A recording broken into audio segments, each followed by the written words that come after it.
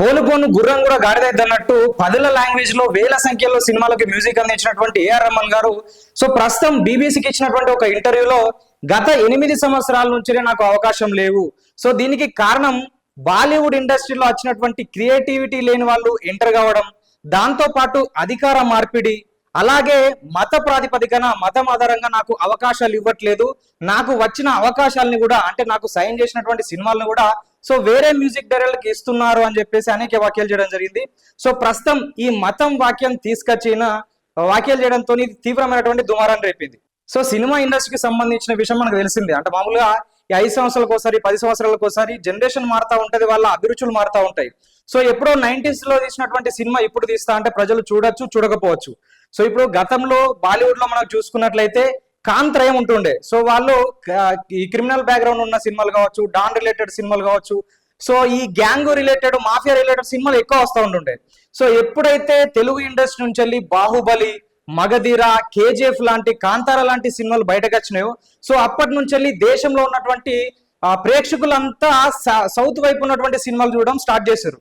So ఇక్కడ ఉన్నటువంటి సినిమాలు ఏంటంటే హిస్టారికల్ సినిమాలు, తర్వాత రియల్ లైఫ్ లో జరిగేటువంటి సన్నివేశాలను తీసుకొని సినిమాలు తీయడం అనేది సౌత్ లో ఎక్కువ ఉంటది.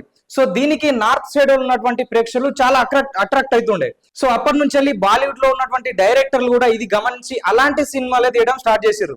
సో దాంట్లో భాగమే ఇప్పుడు కాశ్మీర్ ఫైల్స్ కావచ్చు, లేకపోతే చావా లాంటి మూవీలు కావచ్చు, హిస్టారికల్ మూవీస్ కావచ్చు, వాళ్ళు కూడా చాలా తీస్తున్నారు. కానీ ఇప్పుడు ప్రస్తుతం ఇతన బాలీవుడ్ లో మతపరమైనటువంటి విద్వేషం ఉంది, సో దాని వల్ల నాకు అవకాశాలు రావడం లేదు అని చేసినటువంటి వ్యాఖ్యలకు సో బాలీవుడ్ లో ఉన్నటువంటి నటీనటులు, తర్వాత రచయితలు కూడా, జావేద్ అఖ్తర్ గారు కూడా దీనిపైన స్పందించడం జరిగింది. సో ఇప్పటికి కూడా బాలీవుడ్ లో సల్మాన్ ఖాన్ కావచ్చు, షారుఖ్ ఖాన్, అమీర్ ఖాన్ కూడా సో వీళ్ళే నెంబర్ 1 పొజిషన్ లో ఉన్నారు. సో వాళ్ళకు లేనటువంటి ప్రాబ్లం నీకేం వచ్చింది, సో ఏదైనా ఇష్యూ జరిగితే నీకు ఎక్కడ ప్రాబ్లం అయింది చెప్పాలని చెప్పేసి వాళ్ళు కూడా వ్యాఖ్యలు చేయడం జరిగింది. సో అంటే ఈయన కూడా ఏం చెప్తున్నా, నాకు డైరెక్ట్ గా ఎలాంటి ప్రాబ్లం రాలేదు, నన్ను డైరెక్ట్ గా ఎవరు కూడా మత ప్రాతిపదికన నీది ఈ మతం కాబట్టి నీకు అవకాశాలు ఇవ్వలేదు అని చెప్తలేరు. కాకపోతే గుసగుసలు నాకు వినబడ్డాయి, అంటే నీకు మతం చేయబట్టి నీకు అవకాశాలు వస్తలేవు కావచ్చు అని నాతో గుసగుసలు వినబడ్డాయి అని చెప్తుండు. సో మరి ఏం గుసగుసలు వినబడ్డాయో మరి ఆయనకే తెలియాలి, అదేదో బయట పెట్టాలని చాలా మంది అయితే వ్యాఖ్యానిస్తున్నారు. సో ఈయన ఈ వ్యాఖ్యలు చేసిన తర్వాత ఇప్పుడు ఒకప్పుడు ప్రేమికుడు, ప్రియురాలు పిలిచింది, బొంబాయి లాంటి సినిమాలకు ఒక మ్యూజిక్ అందిస్తుంది. ఇప్పటికి కూడా ఏఆర్ రెహమాన్ అంటే చాలా మంది చెవులు కోసుకుంటారు. ఇప్పుడు కూడా ఆయన మ్యూజిక్ చాలా మంది, కొన్ని కోట్ల మంది ఫ్యాన్స్ ఉంటారు. సో అప్పుడు మరి మతం చూసి నీకు నీ మ్యూజిక్ ఇనలేదు, మతం చూసి నీ ఆల్బమ్స్ ను హిట్ చేయలేదు, మతం చూసి నీకు ఆస్కార్ అవార్డులు కావచ్చు, నేషనల్ అవార్డు కార్డు ఇయ్యలేదు కదా. సో మరి ఇప్పుడు ఎప్పుడైతే నీకు అవకాశాలు తగ్గుతున్నాయో అప్పుడు మతాన్ని బయటకు తీసుకురావడం ఎందుకు అని చాలా మంది అయితే వాదిస్తున్నారు. మామూలుగా సినిమా ఇండస్ట్రీలో ఒక హిట్ కొట్టిన తర్వాత వీళ్ళ రెమ్యునరేషన్ భారీగా పెంచేస్తారు.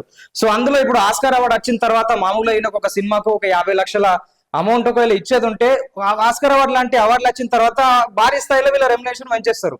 ఇప్పుడు ప్రభాస్ ఉన్నాడు, బాహుబలి సినిమా తీసిన తర్వాత ఆయన రెమ్యునరేషన్ ఫర్ ఎగ్జాంపుల్ ఒక 50 కోట్లే అనుకుందాం. సో నెక్స్ట్ ఆయన తీయబోయే సినిమాకు 10 లక్షలు 20 లక్షలు ఇస్తా అని చెప్తే ఆయననే ఒప్పుకోడు. సో అలాంటి సిచ్యువేషన్లు సినిమా ఇండస్ట్రీలో ఉంటాయి.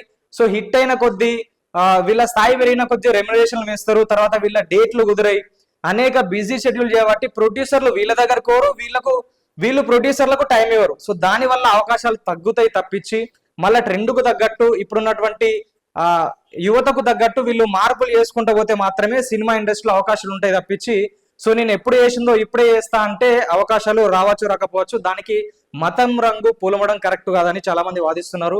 సో మరి ఏఆర్ రెహమాన్ గారు చేసినటువంటి వ్యాఖ్యలు సో మీరెలా చూస్తారు? సో ఆయన చేసింది కరెక్టేనా కాదా?